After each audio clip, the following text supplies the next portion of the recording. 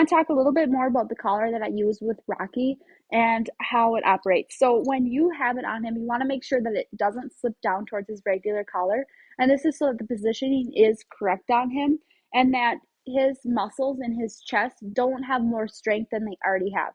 Because the front of your dog's chest is its strongest part, and the very top of his neck is most likely the weakest part. So what you want to do is have it at the highest position, and this collar, it does not pinch. What it does is it collapses on itself, and when you're giving that quick bop, what it's doing is it's collapsing on itself and it's applying pressure in one spot, which is why I love it, because it's such a good introduction into the e-collar that you now have. So with this e-collar, it's basically the same thing. We're getting his attention. So when I give him that bop, I am at the same time going to give him a page with this, which is a vibrate.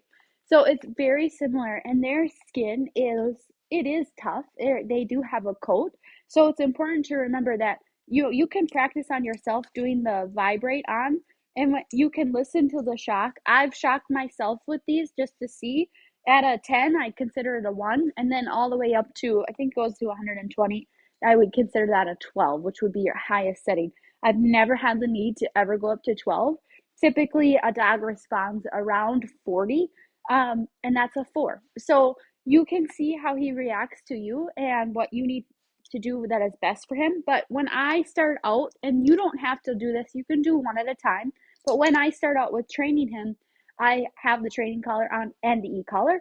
And this is so that I can get him to understand that they are stimulating the same thing. When I give him that correction, I'm also going to give him that page so that he understands when he's at a distance. I'm telling him, I don't like what you just did. And I'm also affirming that with my voice as well. Rocky, Rocky, sit. Good boy, stay. So when I put his training collar on him, again, I want him to sit and stay in front of me.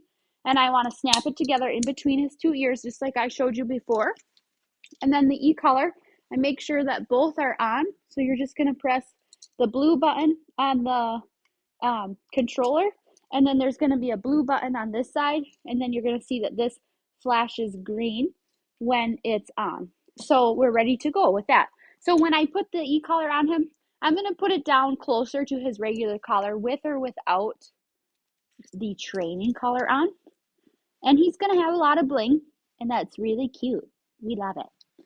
So his regular collar, his e-collar, and his training collar. So now what I'll do is I'll just loop this around my neck so that I don't have so many things happening in my hands. And when I get in position with him, I'm just like this, and I'll actually just loop the leash like this, and then I use my thumb on the pager. And every time I'm working with him, as of right now, I've only had to page him, which looks like this. See how his ears just perked up? So I'll do it again. He perks up like, what is that? It's the same efficiency that he had, or his response to the the training collar when I first began with him on that. He was kind of like, what is that?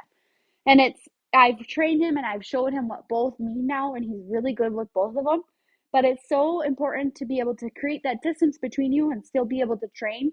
But then also, don't forget about his original training collar. It's important to sometimes come back, refresh those memories for him. It's like a language with training, and then you can go back to that distance. Just like I've showed you how to graduate with him, continue to graduate with him as you go.